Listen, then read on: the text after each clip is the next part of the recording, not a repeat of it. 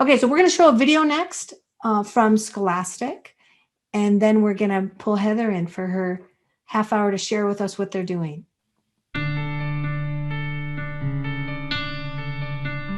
Scholastic Literacy Pro is a blended reading solution that provides educators a single tool to monitor student reading activity, comprehension, and progress. With 3 built-in assessments evaluating students' reading readiness, reading level, and comprehension, Literacy Pro provides real-time data and robust reports to help inform instruction in a meaningful way. Welcome to Literacy Pro. First, you'll identify lowercase letters. For emerging readers, the Scholastic Reading Readiness Assessment determines mastery of foundational skills. It informs teachers about their early learners' reading abilities across alphabet recognition, phonemic awareness, syllabication, blending, and decoding. The results from Scholastic Reading Readiness will help teachers determine which students may need additional support in selecting independent reading books. For students who have already mastered foundational reading, Literacy Pro includes the Scholastic Reading Measure, which provides a valid and reliable lexile measure. In this adaptive assessment, students are asked to read passages and answer text-based multiple choice questions that show comprehension. Teachers can assign the Scholastic Reading Measure multiple times a year to monitor progress. At the end of the reading measure, students see their lexile, and educators can see a roll-up of all their students' lexiles as well as their growth over time. Literacy Pro also allows teachers to track both guided reading and lexile levels for every student, supporting either instructional approach. Teachers can always use the data provided to confer with students and communicate with families about their child's progress. The final assessment in Literacy Pro are Think More comprehension checks. Think Mores are text-based quizzes that students complete after they read any ebook or the thousands of paperback books that have connections within Literacy Pro. Think Mores for Spanish language books are available in Spanish as well. During a Think More quiz, students are encouraged to return to the text for evidence. They can view their answers and misconceptions immediately and choose to retake the quiz with a different set of questions. Think Mores provide valuable insight into whether students are comprehending what they read and provide detailed data on 10 higher order thinking skills. Teachers can view every single question the student answered along with their misconceptions. Scholastic Literacy Pro's assessments were designed with the student in mind, while providing educators essential, authentic data to better inform their daily instruction.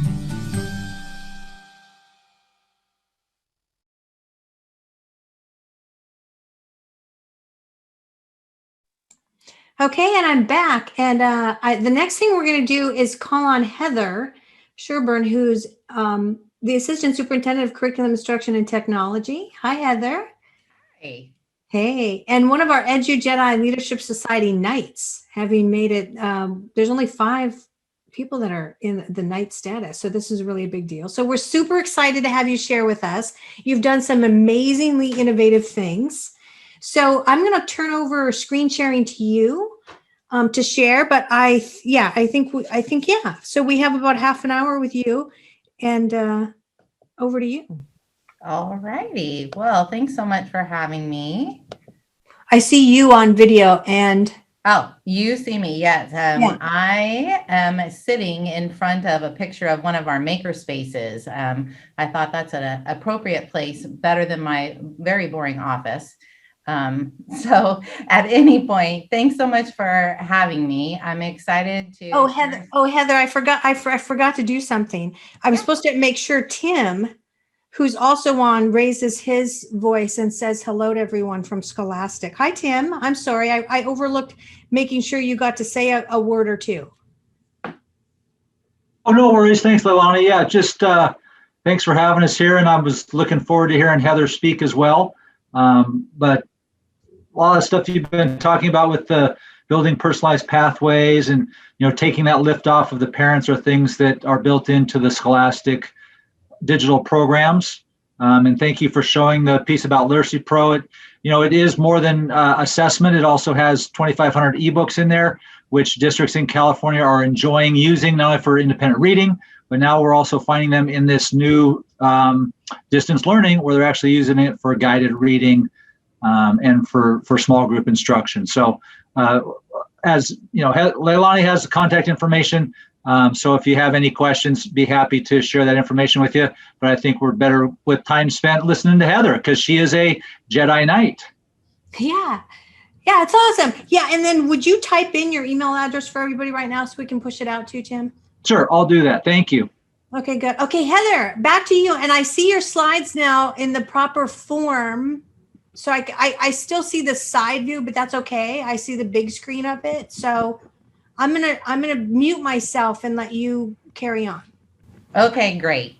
Well, thanks again so much for having me. I hope that I have some things to share that will be of interest and help to our listeners today. As you were speaking, Leilani, I was relating to so much of what you said, especially the one with all of the arrows going back and forth. That is something that I think we are experiencing a lot in education, but here in Lammersville for sure.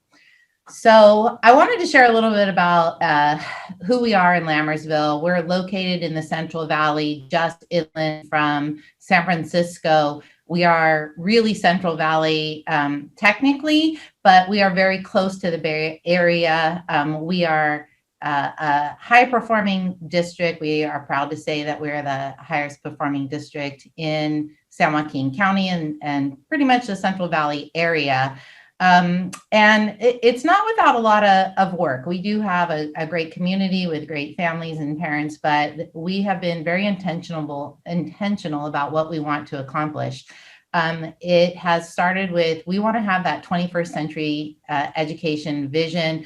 The communication, collaboration, creativity, citizenship, critical thinking is something that we're really thinking about and not just saying the way others are saying that.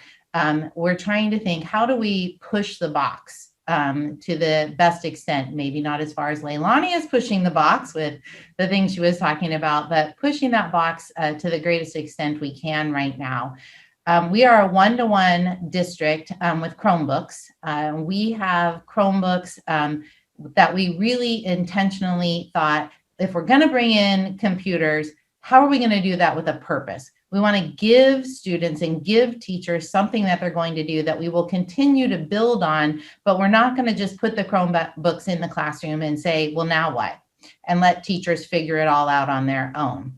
And so that's where the blended learning instruction comes in, that we really believe in blending the best of in-person, face-to-face human interaction instruction with using technology in smart and meaningful ways to personalize and adjust instruction, to really get those quick checks for understanding, to know what's going on with kids, to aggregate our data to see where strengths and weaknesses are, and all of those things that really make technology a powerful part. We are a TK through 12th grade district. We have one high school. We're around 6,400 students ADA.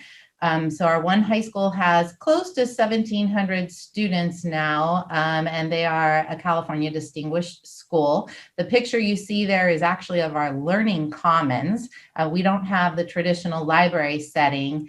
That Learning Commons area, all that furniture is put in there to be movable, flexible for a variety of purposes. This particular picture happens to be that the history, social science classes did projects, and then those projects are on display, and all of the other students are going through. Those projects had to be interactive, and all of the students have to take part in a number of those interactive poster boards and the research on various wars that have happened throughout history. So in the back there, you can kind of see some glass windows. Those are actually two conference rooms that are built in and designed for students to reserve and do small group work, for teachers to bring in and have instruction or research happening within the Learning Commons area. And then students working in those back rooms. That large white space back there is actually a whiteboard wall for students to write on, presenters to write on, whatever they need to do with that space. You're thinking, oh, that's a library. And the one thing I don't really see are books. And we do have physical books in the library, although they are minimized. The books are around the outside walls, on 2 walls, opposite of what the view is in the picture. And then the large share of our library collection is actually digital. So it's a real shift. We are a fully digital high school. There are no textbooks. Everything that is a textbook is a digital textbook. We have a learning management system, Canvas, that we chose to go with. We have software in place to help teachers monitor what's going on in the screens of their students, called Go Guardian.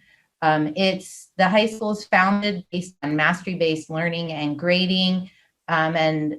Really saying this is about what students know in the end and reaching that ending outcome, not about penalizing students for learning faster or slower on their journey or coming in knowing more or less, and penalizing them with their grade. It's have the students reach the learning outcome that we want, and if so, then they deserve a letter grade commensurate with that. We even have some classes that are starting to experiment with self-grading, where the teacher doesn't grade the class, they set it up, and the students do self-evaluation grading with a rubric. And we're finding that the students, in meeting with the teachers, will grade themselves harder than what the teacher would have given them as a grade. In order to manage all of that, we have a redo retake policy. So students are able, if they have a B or less on a test, they are able to redo project or a significant mastery project or an assessment in order to retake that to show mastery and get their grade changed. We also use software called Edgenuity. Edgenuity is online curriculum that we have. Primarily, we're using it for the online classes that we offer. I'll talk a little bit more in a minute. But it's also used by teachers selectively to just pull out modules or units, assign those to students who need to relearn a concept, and then allow them to go back and then do the redo and the retake for the assessment or the project that they need to do to demonstrate mastery. So it's playing a role in that. Supplementing their main core class instruction from the teacher. We have online pathways where students can choose to take 1 class online, 2 classes online, to be fully online. It's entirely at their discretion, and that was in place prior to the pandemic. We have an EPIC Academy and a pre-EPIC Academy. Because we are one school district, we don't have another alternative school district, which is really an alternative high school to send students to that are not being successful. We do everything within the school, and I think that's really a great thing. Our students who are not accomplishing what we might like them to accomplish in the traditional setting of the high school are still a part of the high school. They still take electives. They still generalize out into the PE classes. They still can participate in a variety of activities and clubs and things within the high school.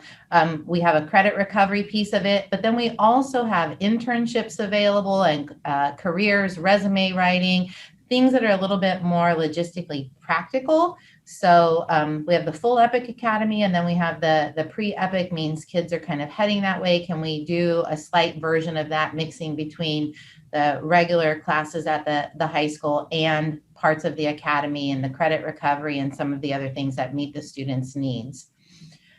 Built into the 8-period day is also a flex period, which means that students can pick whether or not they want to take a class during that time. So it could allow them to take an extra elective.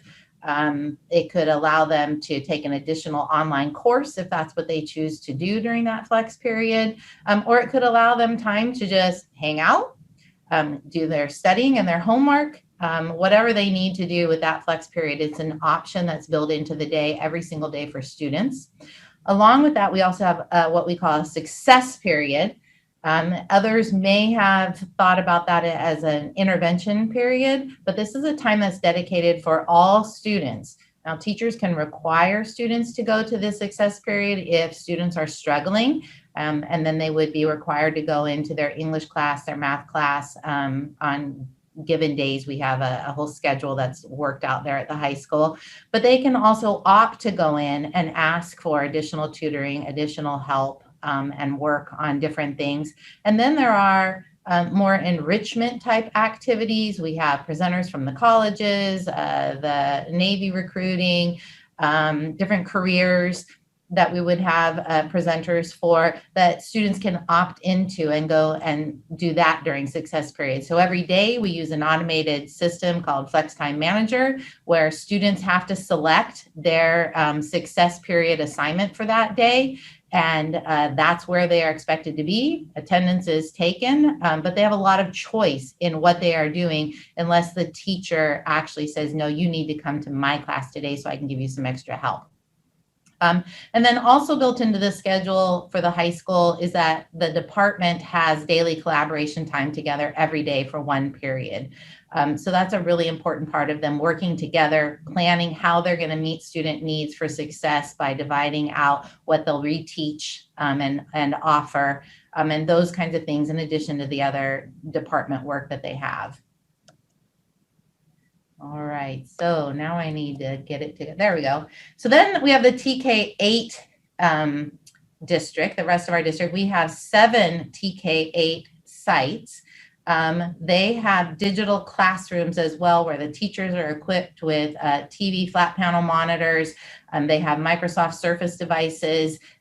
We chose the Surface in particular because it has a pen and you can write on it and use it as a tablet, and we're wireless, so students can be mobile walking around the room while they're doing their instruction. We use the Nova Pro device so that they can share their screens easily up onto the front of the TV panel with their students as they need to have students show and demonstrate their work and their skills and things that they're doing. So that is across every campus. For our LMS, we use Google Classroom for up through 5th grade, and then Canvas for 6th, 7th, and 8th, which prepares them for going into the high school as well. We have quite a few AI software programs that are really adaptive. iRead is for our littles, kindergarten through 2nd grade. They work on iRead pretty much every day. And that goes through all their phonics and things like that. And it is individually paced. It does do a pre-assessment. It puts them into a set level. And then they move along that level at their own pace based on their interactions with the computer program. We also have RAS Plus, which is up through 3rd grade right now. And we use that for doing reading assessments, assigning guided reading books. We have a levelized library that's appropriate for them, where students can self-select books and reading levels. Things teachers can assign assignments to 1 student, 3 students, the whole class as they see fit based on what else is happening in their classroom for intervention support. We have a product called Guru, which is a development, a nonprofit out of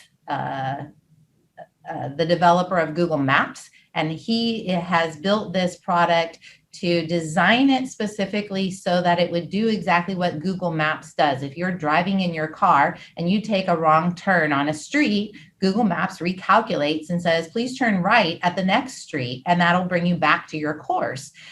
So the same thing is the design of the platform that they have, where it really tracks. They locate the learner, it tracks where they're at, and then readjusts and suggests resources to the student to learn the next concept. And then it tells them, this is what your ending goal is in this math content area and curriculum. So we use that for our 6th through 8th grade platform. And then we use ST Math, which is another AI tool for our K-5 kiddos to go in and learn on a self-paced learning pathway for their grade level content. And we do have some students who move forward. We also have teachers who will pull that out and do number talk types of lessons using that material to help develop concepts. but it allows the teachers time. The idea of putting in the AI software was specifically to say, teachers, we want kids to be doing really personalized, important work that meets their needs so that you have time to meet and teach in small groups with your students.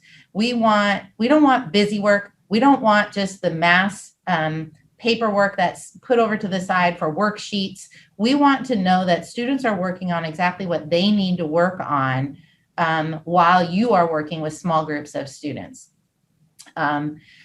In part, we do that as well. We have a product from NWEA, their MAP product, which uses assessments 3 times a year to help us know where our students are at. Teachers are well versed in looking at the learning continuum and seeing where students' needs and strengths are. We encourage teachers that they can use Khan Academy and the MAPPERS program if they choose so, to help put students in to get additional practice on content where they need, but that's not a consistent practice across the district. But we do use MAP as the assessment 3 times a year. And then we are really explicit about encouraging the use of digital software tools to check for understanding, to have really engaging instruction in the classroom with things like Pear Deck, Formative, making interactive Google Slides, using Zern, other products like that. We have all of our assessments are digital in one platform or another, and we use Illuminate to not only give assessments directly, but to try and aggregate and bring those together so that teachers can disaggregate and determine what student needs are and make wise decisions. Each of our campuses has a makerspace, which is what you'll see behind me in the picture here. They are designed to have projects and lessons and curriculum that students and teachers can use. Students can just explore and build, but there are plenty of things to meet the computer science standards for each grade level band, so that we are over the course of a grade level span, making sure that we are teaching and exposing kids to the computer science standards. Because we're so tech forward, we also have a high priority placed on digital citizenship. We use Common Sense Media's digital citizenship curriculum and take our students through that every year. Our schools are digital citizenship certified. And we think that that's a really important piece to all of this. Those schools also have physical libraries that you might think of in the traditional sense that have been transitioned to Learning Commons, and we have digital libraries that we have enhanced that with so students can check out books online. We have music classes for every single class once a week from kindergarten through 8th grade. And those classes, in addition to the instruments and singing and things that they would do, they also have digital content that they can assign remotely and personalize for students. They have digital sheet music that they can use to assign to students as they need to. So that just kind of gives you a little bit of an overview of us. All of this can't really happen without a lot of teacher training. And here we have also been really intentional about the design. We've been offering a blended learning academy for about, this would have been the 5th year had we not been thrust into a pandemic. And so this is a year 1 academy. Then we have an advanced academy. As part of both academies, there are observations of teachers using blended learning within their classrooms, and then coaching that goes along with that. It's a really important thing. The entire academy is set up to be year-long. Teachers can earn units through the university. Teachers have a lot of voice and choice in how they choose to exemplify the tool that they're learning during that time to make it fit into their instruction. It's all based on the ISTE standards, and we've had a lot of success. So one of the things that really helped us with the transition to the pandemic is the fact that we had been doing this for about 4 years. And so we had a decent number. We probably had around 80 teachers within our district that had already been through the academy, at least the first year academy, some of them through the advanced academy, where they work on their own projects and get coaching is the bulk of that program. So that left us with the ability to kind of take on new challenges. So the pandemic hit. And what did we do? We had to come up and scramble a little bit like everyone else. And one of the things that we learned in the spring of last year is that parents said, we really need more. We can't just have teachers get on Zoom and do some talking over the computer, and I can't figure out how to get this working for my kids, and then the kids won't pay attention, and then there's a packet that comes home and I'm overwhelmed. We really want to know, we don't want to be homeschool teachers. I have to work. So how are we going to do this? So with the K-8s, we developed the Lammersville Virtual Learning Academy, and that really is a model for the distance learning that we've been doing when none of our students had a choice about whether or not they could go to school. So with our virtual academy, we call it LVLA. With LVLA, we wanted to make sure that we set it up with as a partner for parents, where students were online for 2.5 hours with the teacher, broken up into small segments over the course of the morning. And then they had other video assignments or offline assignments and tasks that they needed to do that they would be doing independently on their own time. And they had flexibility about when they would do that throughout the day, when the parent has time to help, those sorts of things. It's really based on the premise that there is a lot of small group. There is whole class instruction for amounts of time, but the bulk of the time is prioritized for meeting with small groups as dictated by student needs. Students would be using the AI software as part of that. We've taught the teachers how to use interactive slide decks that not only are used when the teacher is teaching whole class or small group, but used independently, so that if a student has an independent assignment that they're working on, they have to fill in checks and answers and understandings, or upload a video response, or give some sort of response so that we know that students really did read the passage that we asked them to read, or had to add their reflective thought about why they think the pioneers may have struggled with coming across the country, or whatever that might be. It's a way to make sure that students are engaging even in that offline learning time with those independent assignments. And then teachers are able to go back and look at the outcomes and responses and have better information about what students understand and don't understand.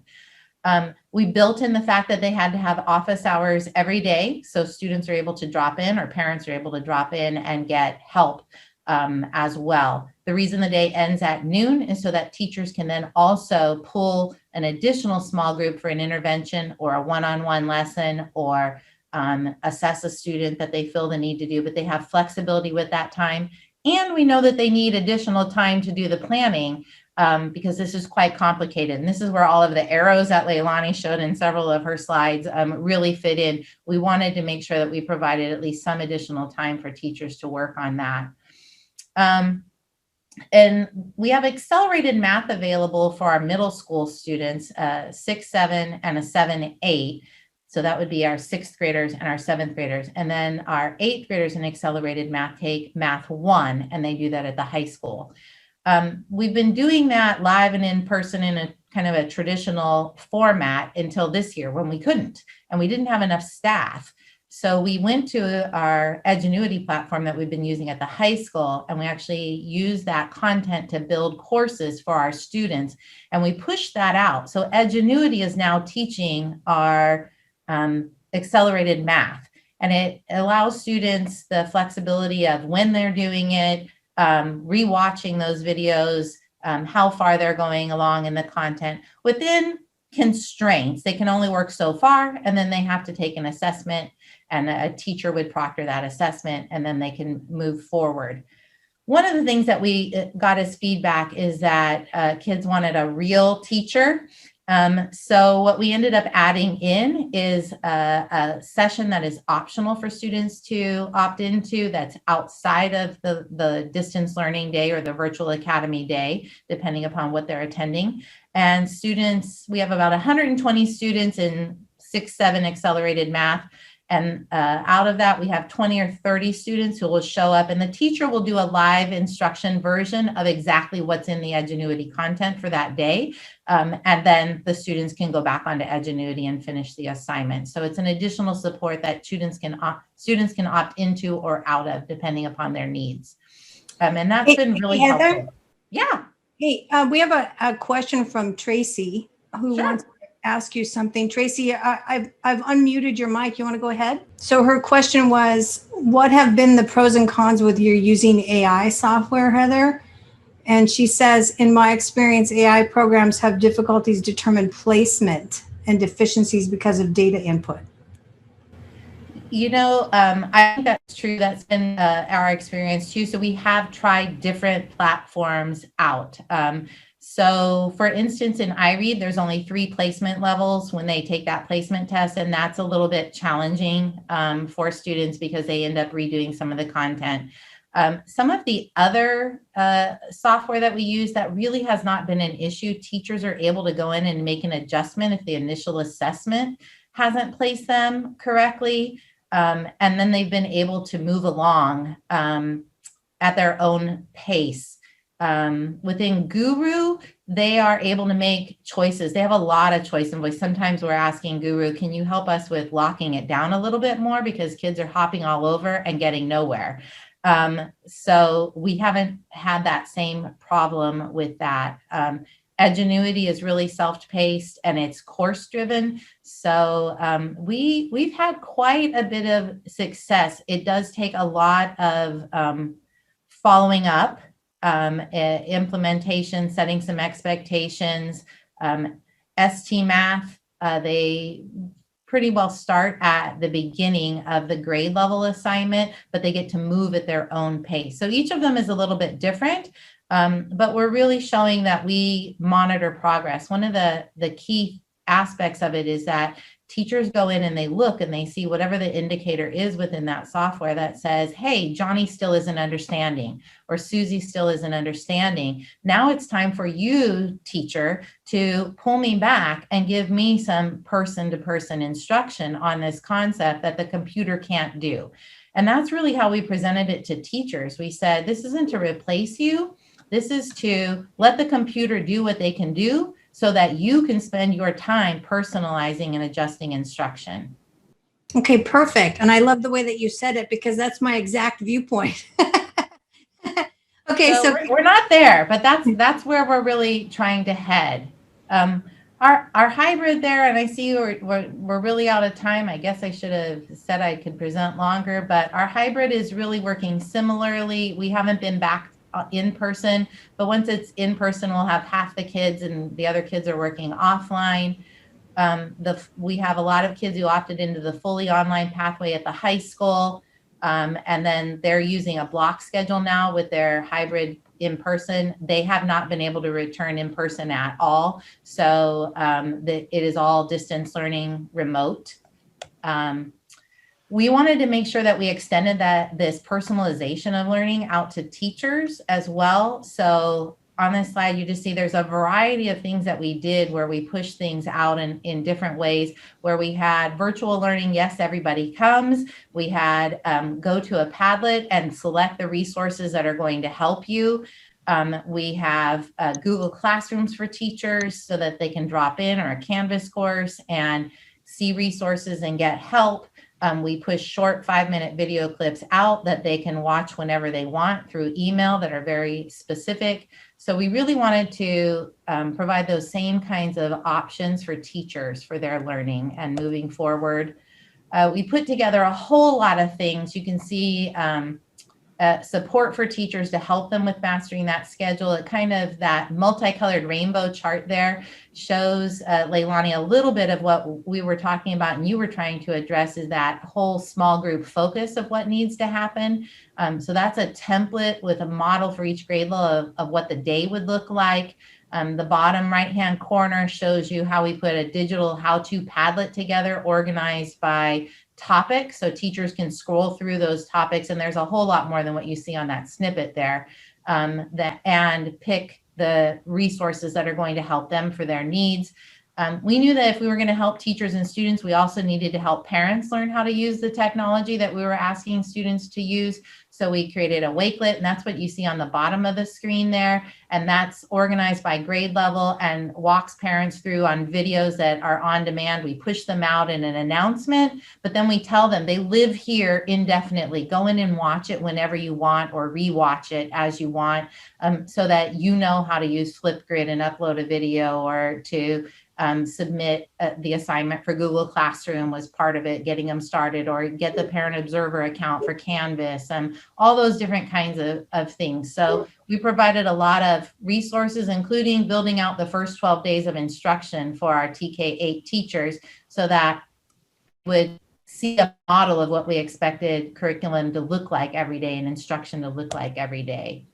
And we said there's really no going back. We're going to take all of the things that are really good and that are working, and that our teachers were thrust into being blended learning teachers and using the best of technology to advance student learning. And then we're going to take the best of what was in person, and we're going to move forward with a nice blend of what we hope future instruction can look like. So that ends my presentation. Okay, well, that was really awesome. I think Rick Lippert wants to ask one more thing, and then I'm going to take the screen back and introduce Cammie. Rick, you want to ask your question? Go ahead, Rick. I'm here on mic. Can you hear me? Yep. So thank you, Heather. I'm very interested, since you're doing a lot of blended learning and hybrid models. What are your plans for summer? I know you're a high-performing district, but many districts have subgroups or have students who need to accelerate. Are you doing a summer school of some sort, and how's that being structured? So yes, and big question marks. I have been tasked with rethinking the entire way that we go about our summer program, you know, to mitigate learning loss for sure, but it also allows students to accelerate and move forward, to rethink how we provide something for everyone. Some of the things like our GATE enrichment program just wasn't able to happen because it was pretty much an in-person kind of experience the way we had developed it. So we want to make sure that we're meeting the needs of all of our different learners. So in our district, we're expecting probably to get about $3.6 million, and with the idea thinking that we're going to re-envision it. In my office, I have a huge whiteboard wall, and that is the task of that whiteboard wall, is to get filled up with how are we going to re-envision summer learning from the way we've done it in the past. I don't have an answer yet, but it's not going to be the same old summer school. I can tell you that. I appreciate your sharing. I'm hearing many districts are grappling with that, and certainly your hybrid model can lend itself to, you know, both in-person and virtual summer, hopefully. Thank you. Right, absolutely. We definitely will have a blend of being able to be online only, a mixture, and in person, using some AI. I know I am already scheduled an appointment with our Achieve 3000 rep. That's terrific. We do have a summer intensive program that we provide with our solution. So thanks so much. Yeah. Okay. Well, Heather, this was awesome. And thank you so much for sharing what you're doing. I think it's a really advanced construct.